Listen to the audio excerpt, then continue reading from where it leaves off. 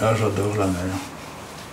J'aime beaucoup l'horizontalité des paysages, donc forcément la mer.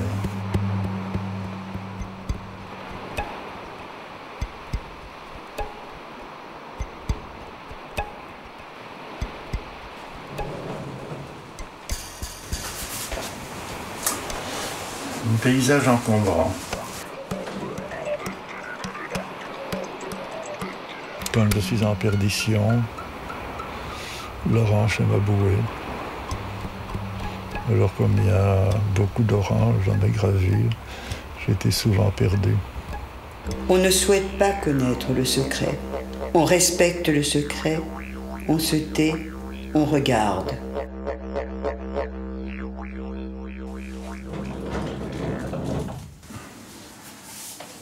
Roger de Wint, graveur. Pourrais-je parler au responsable? C'est une gravure que j'affectionne particulièrement, de par l'ingénuité de la pose. Ça m'a beaucoup amusé, et ça m'amuse toujours d'ailleurs.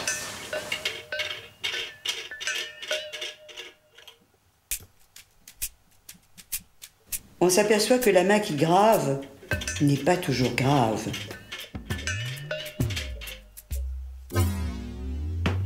En gravure, je n'ai rien inventé du tout parce que je ne suis pas...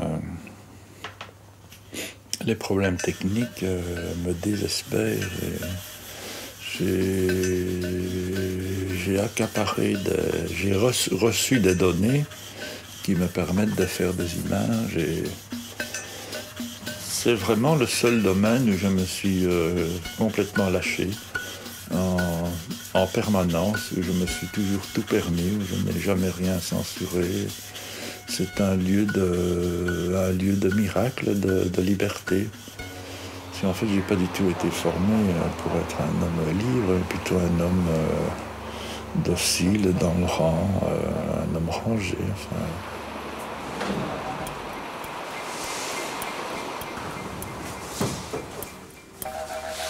Les trois rois.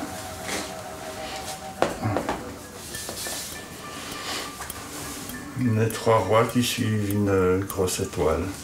Image d'Épinal à l'envers, les trois soldats allemands de 14-18, les trois rois, dérisoires, leurs canons et leurs dirigeables traités en ton passé, vers et lit de vin.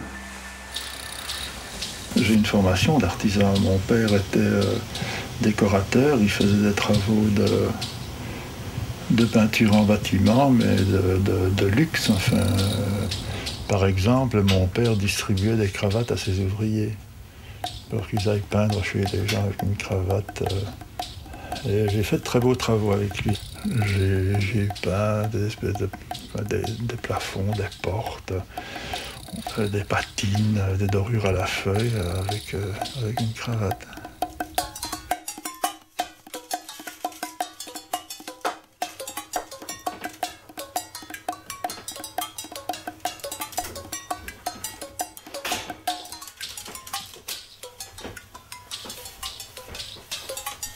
Je ne suis pas celui que tu crois. Je n'ai pas peur de vivre ni de mourir. J'ai peur du mal.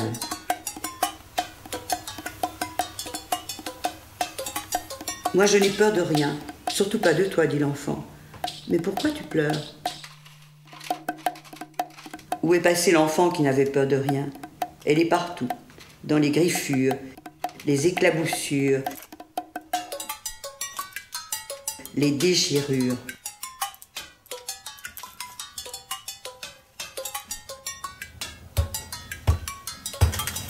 On sait qu'il y a un secret, que les images cachent autant qu'elles montrent.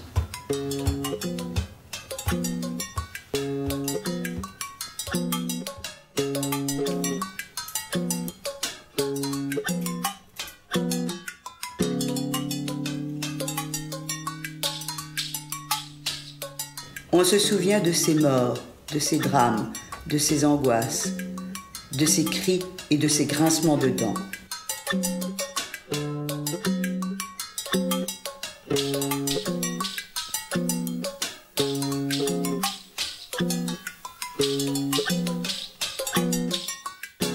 L'image dans le tapis, c'est aussi la petite fille ou le jeune garçon qu'on était tout un chacun, incapable de venger le mal et de graver sa fureur.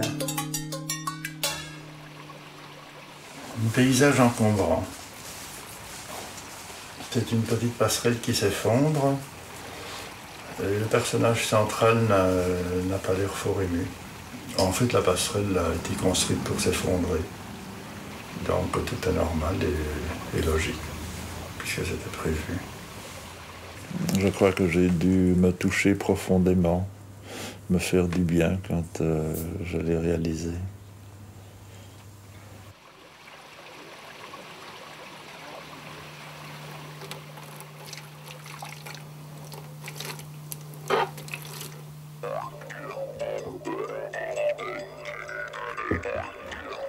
On doute, car dans ses yeux se lit moins de haine que de terreur.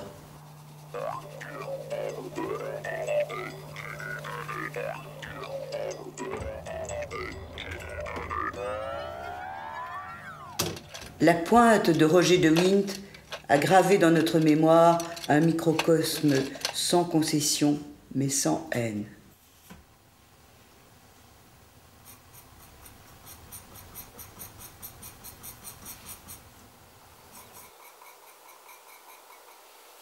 Mieux encore, on imagine qu'à la composition plastique correspond une musique intime, un vers, une phrase, comme à l'inverse le poète se souvient d'une image réelle ou rêvée. Le désordre pour moi est sur le plan plastique, une passion. Mais le désordre, ça ne s'improvise pas, enfin, ça se soigne, ça se met en place, ça se réfléchit. Parce que le désordre pour le désordre, c'est comme un éjaculat précoce. Enfin, c'est pas. Il faut que le désordre arrive à terme, et alors là, il s'épanouit pleinement.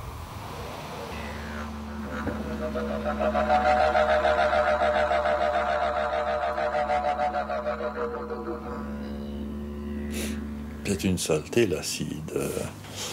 Je me dis toujours que c'est la dernière fois. Je me dis ça depuis 800 gravures. Il y a des papiers qui sont merveilleux et qui sont de très fidèles compagnons, de bons compagnons, en ce sens où parfois ils récupèrent certaines erreurs que je peux faire à l'impression. Le papier, un compagnon, oui, un compagnon qui me séduit, ça pourrait être féminin. L'encre, c'est le plaisir de toucher de la couleur, avoir les doigts dans l'encre, ancrer avec les petits tampons de tarlatane et puis prendre de l'encre avec son doigt et mettre une teinte quelque part dans un œil, sur une bouche, un coup de pouce sur une bouche ou une plante. Le zinc, c'est le seul métal que je peux mordre directement avec de la scie et un pinceau. Donc pour ça, il est obligatoire. Nous avons des rapports de bon voisinage. L'encre sucrée, j'aime bien quand elle sèche dans les 20 minutes et de sauter quand elle doit sauter. Je serai un collègue de bureau qui ne me pose pas de problème, enfin qui ne devrait pas m'en poser. La presse, c'est un outil que j'aime beaucoup. La presse, c'est probablement l'engin que je connais le mieux dans tout le processus. Je sais comment elle tourne. Au bruit qu'elle fait, je peux déjà m'imaginer l'image qui va sortir. C'est une amie de longue date, ma presse. Bien que je n'aime pas particulièrement imprimer des gravures, c'est un peu fastidieux. J'y vais toujours avec des pieds de plomb, et puis dès que j'ai les doigts dans l'encre, je me sens mieux, enfin je me sens ailleurs. Je me sens dans un ailleurs qui... cet ailleurs qui est probablement mon fondement, vous voyez. Ce magma informe qui est véritablement mon intimité. C'est comme ça que je ressens mon rapport à la fois à l'encre et à la presse. En fait, je ne dissocie pas l'encre de la presse.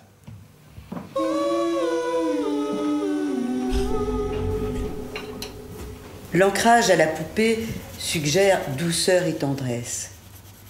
Le mauve ou l'ocre ne mouchette pourtant pas les pics, n'émousse pas les griffes, n'étouffe pas les cris. La joyeuse vivacité d'un orange, la luxueuse chaleur d'un pourpre, et si douce aux enfants selon Rimbaud, la chair de pomme sûre d'un ver, ne tempère jamais la noire colère du trait.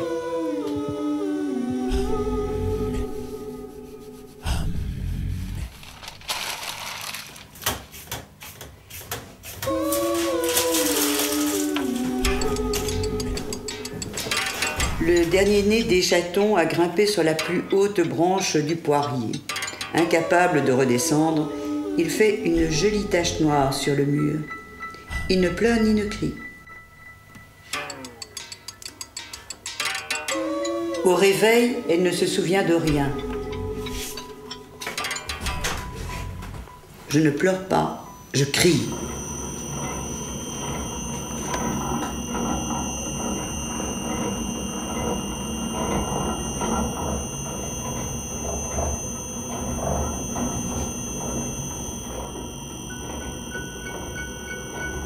La petite ne rêve pas. La tache pourpre sur la robe fraîche n'est pas un cauchemar.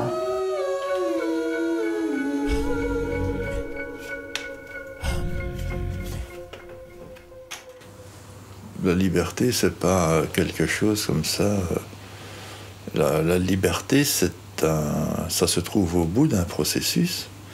Je crois qu'il y a des gens qui ont passé leur vie à se libérer. C'est mon cas d'ailleurs. Je ne suis toujours pas aussi libre que je le voudrais. Je suis en plein progrès en la matière, mais je ne me sens pas toujours libre autant que je le souhaiterais.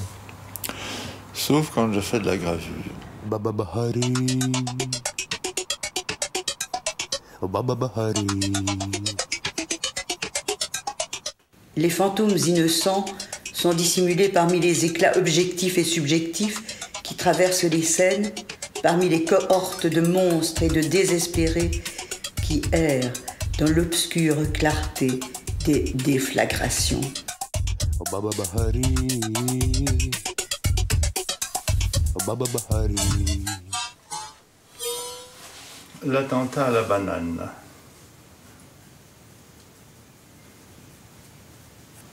Quand la gravure est sèche, je la regarde et le titre vient à ce moment-là.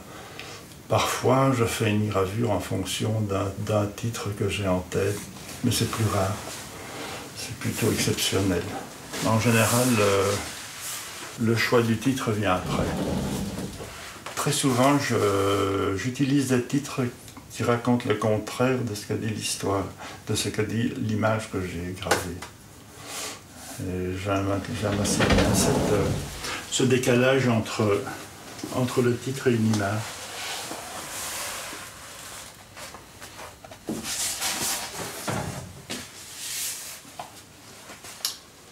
Des jardins suspendus.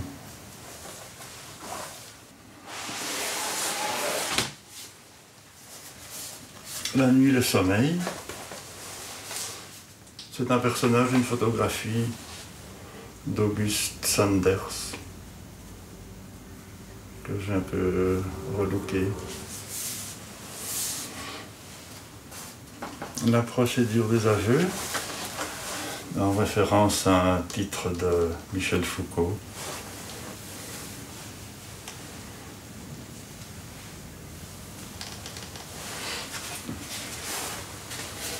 Il y a une vanité. Donc forcément une tête de mort.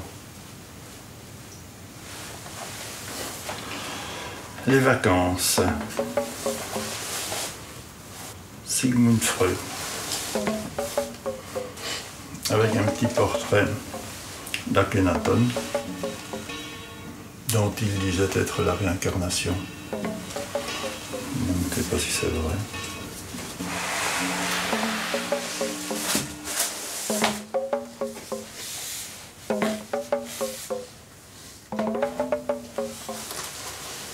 La résidence surveillée. Donc c'est un personnage qui est chez lui.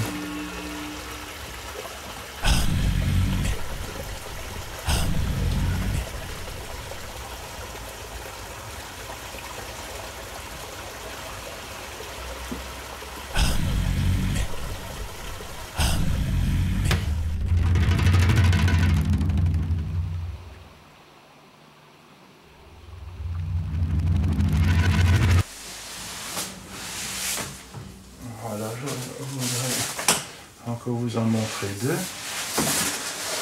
Celui-ci s'appelle Dans les champs.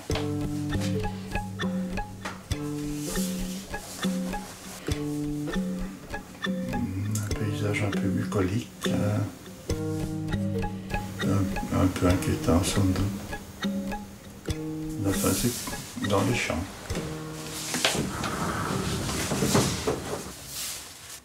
Il n'y avait personne. Avec une grande et longue phrase, la dernière du monologue de je ne sais plus qui, dans Ulysse de Joyce, une petite dame.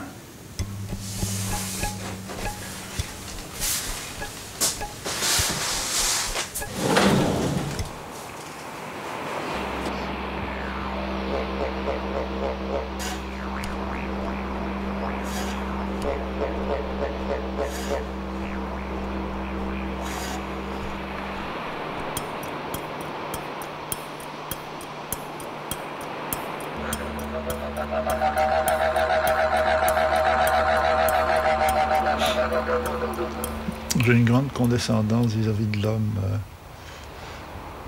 Mon rêve personnel, pour le décrire simplement, eût été d'émerger du carnet de mutuelle de quelqu'un d'autre.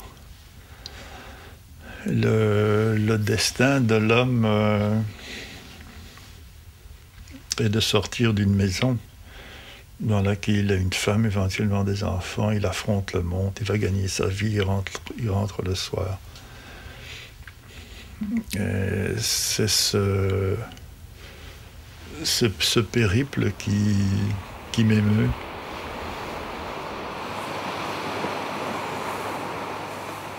Alors que faire? Ça, c'est la question.